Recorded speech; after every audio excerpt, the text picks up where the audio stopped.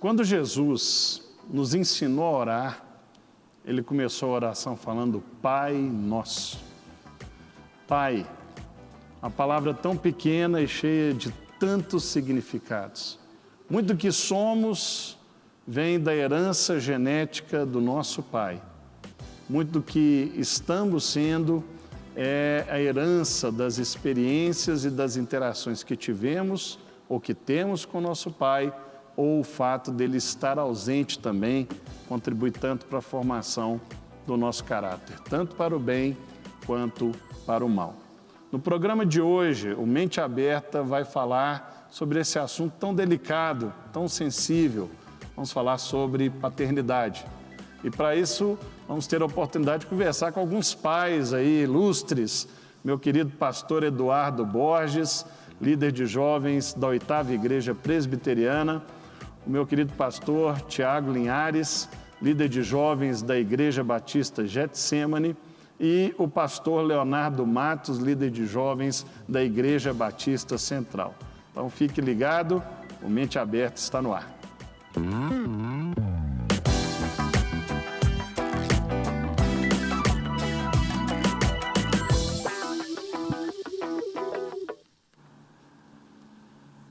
Até quem nasceu de proveta tem um pai biológico, mas às vezes o pai não é o que contribui com a semente, né? Pai é o que cria. E essa relação com o pai, ela nasce e ela é gerada, ela se desenvolve e ela também estabelece o nosso padrão de relacionamento com Deus. Pastor Eduardo, tudo bom? O que a Bíblia traz para nós a respeito desse tema tão sensível, à paternidade? Richard, é muito interessante falar sobre paternidade, tendo como princípio de consulta bíblica, porque nós encontramos vários heróis bíblicos que não foram bons pais, que tiveram graves problemas na sua família. Dentro dos patriarcas já encontramos esses problemas. Encontramos também sacerdotes, reis com muitos problemas. Mas quando olhamos para a vida de Jó, quando pensamos em valores que um pai deve transmitir para os seus filhos, encontramos na figura de Jó um bom exemplo a respeito de como deve se comportar um bom pai. Livro de Jó, capítulo 1, diz o seguinte: havia um homem na terra de Uz, cujo nome era Jó, homem íntegro e reto, temente a Deus, que se desviava do mal. Nasceram-lhe 7 filhos e 3 filhas, possuía 7.000 ovelhas, 3.000 camelos, 500 juntas de bois e 500 jumentas. Era também muito numeroso o pessoal ao seu serviço, de maneira que esse homem era o maior de todos os do Oriente. Seus filhos iam às casas uns dos outros e faziam banquetes, cada um por sua vez, e mandavam convidar as suas 13 irmãs a comerem e beberem com eles. Mas o versículo 5 ainda diz o seguinte: decorrido o turno de dias de seus banquetes, chamava Jó a seus filhos e os santificava. Levantava-se de madrugada e oferecia holocausto segundo o número de todos eles, pois dizia: talvez tenham pecado os meus filhos e blasfemado contra Deus em seu coração. Assim fazia Jó continuamente. Alguns valores interessantes a respeito de Jó. A Bíblia diz que ele era íntegro. Integridade tem a ver com aquilo que a pessoa é quando ela está sozinha.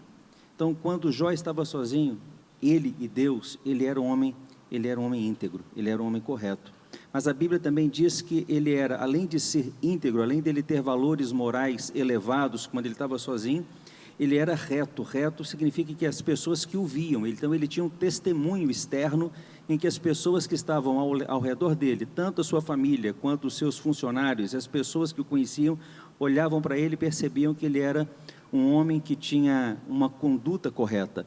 E ele fazia isso porque ele era temente a Deus e ele, de forma proposital, se desviava do mal. Era uma opção consciente dele. Nós temos diante de nós a opção de cairmos nas ciladas do mal ou de desviarmos do mal. Jó se desviava conscientemente do mal. Ele tinha uma boa família, ele tinha 10 filhos, ele trabalhou os seus filhos. Ele fazia com que os filhos tivessem relacionamento muito bom entre si, tanto isso é verdade que os filhos homens se preocupavam com as filhas, com as irmãs que eram mulheres, e existia uma harmonia familiar. Jó se preocupava com essa harmonia, e essa harmonia era nos relacionamentos, nos banquetes, mas Jó, a Bíblia diz também que ele santificava. Jó se preocupava com a santificação do lar.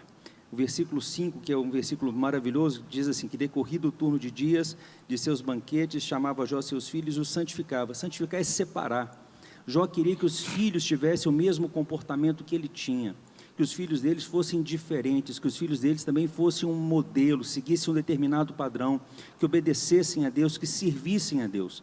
Ele queria que os filhos fossem santos, mas mais do que ser santo, ele diz também na sequência que Jó oferecia holocaustos. Sacrifício de sangue tem a ver com salvação. Jó se preocupava com a salvação dos seus filhos. Além de querer que eles sejam santos, ele queria que eles fossem também servos de Deus e que eles fossem alcançados por Deus. E Jó não fazia isso esporadicamente. Jó fazia isso constantemente. Então nós encontramos na figura de Jó, um homem que é descrito por Deus como íntegro e reto, nós encontramos nele a figura daquilo que se espera de um bom pai. Então nós podemos, você que é pai, você que deseja se tornar pai, você tem aí na vida de Jó um bom exemplo bíblico para você seguir e para você se orientar. Uau. Agora a gente pode falar assim, é isso aí. Uau! Uau! Encerrou aqui. Não, voz. E o povo de Deus diz? Amém. Amém. Mas eu admiro muito, eu gosto muito de Jó, é um homem que tem muito para nos ensinar. E você é assim, paizão? Eu me esforço por ser. Glória a Deus por Amém. isso. A pergunta que não quer calar, Tiago, você tem um pai muito famoso, né? E pastor Jorge é aquela figura, né, que nós conhecemos, né? E isso afeta na rotina, pelo menos quando você estava ali na casa, né? Como que essa figura norteou a sua jornada e contribuiu para o que você é hoje? Então, isso afeta muito, ter um pai que é integral na obra e realmente está integral, que se dedica, que se entrega para o ministério, que se entrega para o trabalho do avanço do reino de Deus. E o meu pai, eu vi isso, eu vi ele vivendo isso, eu vi ele exercendo o ministério de forma integral e com muito temor, com muito cuidado, com muita entrega. Mas isso me afetou de forma negativa. Eu sou um pai, eu fui um filho que, apesar do pai estar presente, eu não tinha o pai presente. E às vezes eu acabava atribuindo isso a Deus, de forma negativa. Eu falava assim, Deus roubou meu Deus pai. levou meu pai para longe de mim. Que evangelho é esse? Que tipo de conduta é essa que o meu pai cuida dos filhos dos outros, mas não cuida dos filhos dele? E eu questionei isso por um tempo. E isso, de certa forma, foi negativo. Mas, no mesmo tempo, ele me dava uma demonstração moral e cristã de uma maneira que devia ser. Uma conduta cristã. E ele nunca vi cobrador na porta de casa. Eu nunca vi ele se envolvendo em escândalos. Dava um bom testemunho. Em pecados que são escandalosos. Então, isso, no mesmo tempo, o bom testemunho dele me aproximava de Deus. Então, eu ficava naquela. Eu questionava, mas, no mesmo tempo, eu tinha um exemplo. Eu sabia quem eu devia seguir, qual o padrão que eu devia ter como hombridade, como um pai. E aí hoje eu reconheço que teve esse porém dele se doar pela obra, mas eu entendo que foi por um motivo bom. Amém. Léo, quando o Lula criou lá o Bolsa Família, ele colocou uma regra que a mãe é que tinha que ter o cartão. E aí perguntaram por que disso, né? Ele falou que geralmente o pai, se tivesse acesso ao dinheiro, ele ia beber, ia gastar dinheiro com outra coisa, e que a mãe jamais faria uma coisa dessa. Por que nós chegamos nesse estado de coisas em relação à figura do pai no Brasil? Hoje tem uma inversão de valores muito grande, né? Eu penso que o pai, ele tem que... Vou pegar o P do pai, 3 P's importantes, né? Ele é o provedor, ele também, como pai, ele é o protetor e aquele que dá propósito, né? Ele deveria ocupar essa posição, ele deveria cumprir essa responsabilidade, mas é a inversão de valores da sociedade, né? A mulher que também às vezes não entende o papel dela, não é que ela é menos importante, os dois têm a mesma importância, mas tem um papel distinto dentro de casa, e aí essa inversão de valores, inclusive a ausência, né, do pai, que não assumiu essa responsabilidade, talvez por não entender a responsabilidade que tem, foi fazendo com que a mãe ocupasse. E aí a sociedade também começa a ser deformada nessa questão, né? Hoje a gente tem um colapso aí, de um problema grande no Brasil contra a paternidade. Diz que cerca de 30% dos filhos não tem o nome do pai na carteira de identidade. Um terço quase, né? É um caos. E eu diria até que bacana esse negócio dos P's, né? Como é que é? Provedor, protetor e propósito. Mas eu também acrescentaria que ele é o pastor da família. Pronto. O pai é o pastor. Ele é o pastor perfeito da família. Ele que tem essa missão de ser o sacerdote, que é aquele que apresenta a sua casa para Deus, mas também o P de profeta, né? Que é o que apresenta Deus para a sua casa. E quando você tira esse elemento da família, você fala aí que 1/3 da população, sequer a pessoa tem o nome do pai no registro. Olha que coisa triste.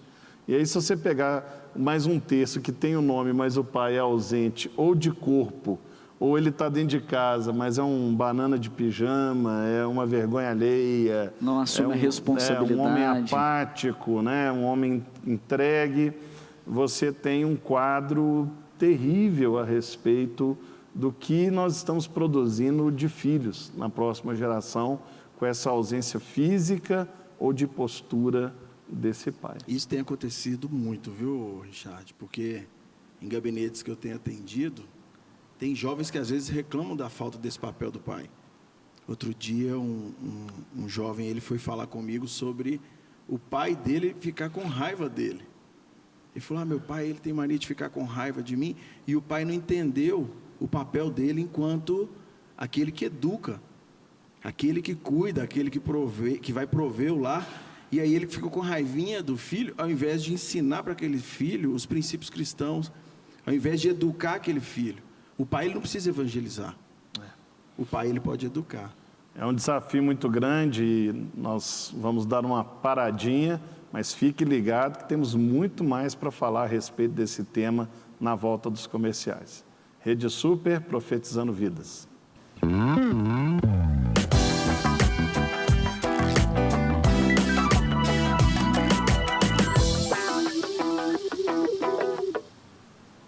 Estamos de volta com Mente Aberta e o tema de hoje, paternidade. Nós traçamos no primeiro bloco um quadro assim, bem triste a respeito da ausência física e às vezes até a pessoa está lá fisicamente, mas não assume o seu papel de pai, e como isso tem sido uma consequência nefasta na vida dos filhos enquanto formação de caráter, de cidadão e de pessoa. Estamos aqui com o pastor Eduardo Borges, pastor Tiago Linhares e o pastor Léo Matos, a quem eu jogo a bola agora. Diante desse quadro desolador, qual que é o nosso papel enquanto líderes de jovens, pastores de igreja? Como que nós podemos responder a esse cenário devastador da ausência paterna? Eu agradeço ao pastor Eduardo Borges, que apresentou para a gente aí um modelo bíblico de um pai exemplar, que foi Jó, né, com tanta riqueza. Se você chegou no primeiro bloco, você tem que voltar depois na internet para poder pegar, porque ali é aquilo que nós precisamos ensinar. Ensinar para os pais, como pastores, como líderes, e ao mesmo tempo ensinar para você, que é jovem, que está nos acompanhando, que vai, em nome de Jesus, vamos profetizar a vida Amém. Aqui, ser pai também. Então você já tem que pegar aí como é que você vai ser um pai exemplar, um pai que, né, como falou também aqui meu amigo complementando, ele é provedor, ele é protetor, ele dá propósito, ele é o pastor da casa. Agora, o desafio também para você, que como eu, foi criado num lar sem pai. Eu fui ter relação íntima com meu pai depois dos 15 anos de idade, mais próxima mesmo, e fui criado naquele ambiente por uma mãe que não conhecia a palavra de Deus, não vivia na palavra de Deus, que falava, desculpa, viu, é a verdade, mal do meu pai, o seu pai não ajuda, o seu pai é isso, o seu pai é aquilo, o seu pai parará, e gerou consequências, na minha vida isso. Mas o dia que eu conheci o meu pai, papai do céu, né? Ele não vai ocupar o papel do meu pai terreno, mas ele é um pai espiritual que me completa, que me dá princípios, que me dá valor, que me dá parâmetro, e também assumir a minha responsabilidade, porque é muito fácil para você que talvez não teve um pai, colocar tudo nas costas do seu pai, tudo nas costas da sua mãe e se isentar da responsabilidade que você tem. Conhece a palavra? Conhece o papai que está no céu? Cara, isso é bom que você tivesse um papai terreno que cumprisse, como falou o pastor Eduardo, mas você é responsável, vamos embora. Então nós precisamos ensinar esse jovem, né, que ainda que não tenha um pai terreno presente, ele tem um pai espiritual, ele tem a palavra de Deus, ele pode adotar algumas pessoas, pode ser um pastor, né, pode ser algum membro da igreja maduro, como uma referência. Ali ele vai poder ter ali uma referência como é um pai e se desenvolver para não permitir que o seu passado determine o seu presente ou o seu futuro, mas assumir a sua responsabilidade de fazer diferente. Você deve Deus lidar muito presente com isso, no nosso né, Eduardo? futuro é fundamental, né? Você deve lidar muito com essa situação lá na sua igreja, né? Esse Sim. cenário. A minha história paterna é bem diferente da sua. Eu tive um pai fantástico, meu pai foi maravilhoso, presente, um exemplo, e deixou muitas marcas positivas em todos os filhos, né? Graças a Deus. Mas independente da gente ter tido um bom pai, ou ter tido um pai ausente, ou ter tido um péssimo pai, um péssimo exemplo de pai, a gente precisa trabalhar, Richard, nessas duas dimensões. Eu acho que o papel da igreja é esse papel, primeiro de preparar os membros que estão na igreja para que eles sejam bons pais. A igreja é o último reduto que ainda trabalha e valoriza a figura do homem. Não existe outro lugar. Se você vai para qualquer outro ambiente fora da igreja, a figura masculina tem sido assim... Execrada. Execrada. A igreja é um ambiente que valoriza esse papel. Então, nós precisamos continuar defendendo isso assim veementemente. E aí nós temos que cuidar de quem está na igreja, para que esses homens que estão na igreja, trabalhar com as crianças, com os adolescentes, com os jovens, com os homens que estão dentro da igreja, para que eles sejam bons pais. Esse é o primeiro princípio, trabalhar com quem está dentro. Essas pessoas que estão dentro, a gente precisa trabalhar bem com elas. Porém, dentro dessas pessoas, desses membros da igreja, existe um grupo que deseja ser bom pai, mas que não tem estrutura para ser. Essas pessoas precisam ser trabalhadas, nesse sentido de fazer o que o Léo falou, que é o seguinte: olha, eu não posso trazer os meus problemas do passado para o meu futuro, eu preciso trazer Deus para o meu futuro, trazer Deus para o meu presente. É preciso que essas feridas sejam saradas. Não é porque você teve problemas na sua criação, com seu pai ausente, qualquer tipo de dificuldade, que isso vai servir de desculpa para você o resto da sua vida. Não. Deus, Ele supre todas as suas carências. Não existe nada na sua vida, nenhuma ferida que seja profunda demais, que Ele não possa tratar. Não existe nada, nenhum tipo de ausência, nenhum tipo de sentimento que Ele não possa resolver.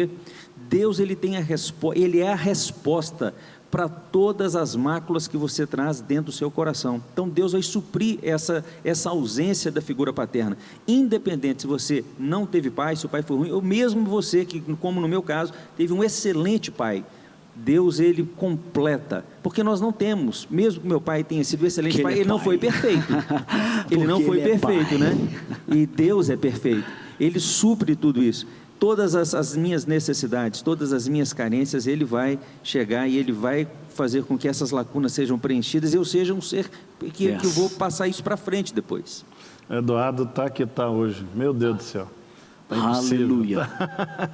Amém. Tiago, quando que foi na sua experiência pessoal esse momento que entrou o Deus Pai e tirou de você todos esses sentimentos que você falou no bloco passado em relação à paternidade e fez você... Hoje você é pastor, você está enganado, hoje você está fazendo o que seu pai faz, né? Quer dizer, se você não gostasse, você não estaria fazendo, né? Então houve algum momento, certamente, que foi esse momento da virada nessa leitura, né? Quando eu me tornei pai. É mesmo? Acho que uma chave virou ali. Agora eu entendi. Eu entendi. E teve um momento maravilhoso, quando eu fui fazer seminário fora, Eu estava morando fora e um pastor amigo meu, americano, ele falou assim, cara, o que você mais gostou nesse tempo aqui? No seminário, o que mais te serviu aqui? Aí eu falei para eles, eu não vou nem pensar em aspectos teológicos. O que mais me serviu aqui foi esse tempo com a minha família e com meus filhos. Eu estava começando a deixar meus filhos por conta da minha esposa, eu estava deixando eles por conta de babá, eu estava parando de me portar como um pai, como aquele cara que educa, que tem maturidade emocional para cuidar e para direcionar os filhos. E aí eu falei assim, poxa, cara. Aí ali eu tive um tempo para ficar sós com eles. E dali em diante eu tenho trabalhado na educação dos meus filhos, eu tenho acompanhado, eu tenho me divertido com eles, eu tenho levado eles à igreja, e aí isso está fazendo eles crescerem no conhecimento de Cristo, e eu tenho certeza que o resultado vai ser o melhor possível. Amém. Léo, você falou aí da ausência do pai, e temos tantos jovens que não tiveram nem oportunidade depois, na adolescência, de reencontrar com o pai. E eu imagino que você deve lidar o tempo todo com esse tipo de caso. O que você pode falar para essa pessoa que está nos assistindo, que vive essa realidade hoje? Eu digo para você que é muito importante você resolver essa questão no seu coração, né? Você perdoar o seu pai, liberar perdão, isso não necessariamente precisa de um encontro para isso, é uma questão do seu coração. Isso vai te ajudar a concluir para que você possa avançar. Ô, Léo, agora, excelente palavra, cara. Isso tinha que ser falado. E sabe o que eu fiz, Eduardo? Eu já fui mais ousado, né? Hoje eu tenho a graça de ser pai de 3 filhos naturais e uma multidão espiritual, né? Mas... E não parou, ele é perigosíssimo. Multiplicai-vos. Eu recebi essa Amém. palavra do meu pai. Ninguém está julgando. Sabe o que eu fiz? Eu procurei meu pai para dizer para ele, pai, eu estou aqui para dizer que eu quero te honrar como meu pai. Eu estou aqui para te fazer um pedido. O senhor pode orar por mim, abençoar a minha vida? E ali me coloquei na posição de filho, né? E passei a honrar ele. Então, eu que nem conversava com ele no telefone direito, nem encontrava, tinha uma relação distante. Depois de perdoar no meu coração, fiz esse ato fisicamente, né? Atendo o meu pai, falei, e aí, pai? E termina a ligação, te amo, pai, Deus te abençoe. E ele fala, Deus te abençoe, filho. Eu falo, amém. Então essa relação foi muito boa, né, de ter concluído isso. E hoje eu colho frutos. Então, se você está aí com a sua paternidade mal resolvida, né, a sua relação com o seu pai terreno mal resolvida, no mínimo no seu coração, você precisa resolver isso para que você possa avançar, colher frutos, porque você vai ser pai, cara. Então, né, e deve buscar ser esse exemplo. Nós temos que buscar ajuda enquanto é tempo, né? A gente tem que tomar cuidado também para não querer tratar, por exemplo, jovens na igreja que estão sendo liderados por nós como pastores. A gente tem que tomar um cuidado de não tratar eles como se fossem filhos, porque tem jovem que confunde isso. E isso é muito projeta, perigoso, né, na figura do pastor. Isso é muito perigoso. Isso é muito perigoso para o pastor. Então a gente tem que ter essa cautela também. Amor é diferente de tratar como filho. Agora, me ajudou na minha relação. Eu não tive essa relação com o meu pastor de o chamar de pai, ou tratar ele e porque ele também não me trata dessa maneira. Enfim, é uma relação muito saudável, mas me ajudou a ter como referência, né, o meu pastor, os ensinos, algumas pessoas, como mencionei aqui, como, né, uma ideia aí para cada um fazer, porque eu não tinha referência dentro de casa de um pai e uma mãe, de um casamento, de uma relação de paternidade. E hoje, assim, é difícil falar, né, mas esses dias eu perguntei para minha esposa, eu falei, Lorena, me ajuda, quero cada vez me tornar uma pessoa melhor, me dá uma nota de 0 a 10 como pai. E eu assim, cara, me ajuda aí. Eu não estou querendo me gabar, mas eu fui surpreendido. Eu acho que ela não falou só para me agradar, mas ela falou assim, 10. Olha. 10. Quando ela falou 10, isso demonstra o quê? Que não é só porque você teve um pai que você vai ser um bom pai, né? Você tem um pai espiritual, você tem referência na palavra, você pode ter pessoas como referência e ser aquilo que você foi chamado para ser. Amém. Né? Cada vez mais parecido Glória com Jesus, que com certeza, por ser Deus, é o modelo de pai. Ele é o nosso A gente modelo. ficou brincando aqui, né, a respeito da nota, mas é muito bom a gente ouvir isso, sabe? Eu fico feliz de, tendo a história que você contou pra gente aí, a sua No esposa final, ter dado essa nota, emocionante, É gostei uma muito. boa Estamos forma, nesse palco. é uma boa forma de encerrar o programa, né, com a nota dessa. Eu vou lhe dar um abraço. Olha só, meu Deus do céu. Com esse abraço paternal, nós encerramos o nosso Mente Aberta de hoje. Queria agradecer Eduardo Borges, Tiago Linhares, Léo Matos. E lembre-se, você tem um Pai, o Pai das luzes, o Senhor Jesus Cristo. Você não está sozinho. Busque Ele enquanto Ele pode ser achado. Deus te abençoe e até o próximo Mente Aberta. E continue seguindo a nossa programação. Rede Super, profetizando vidas.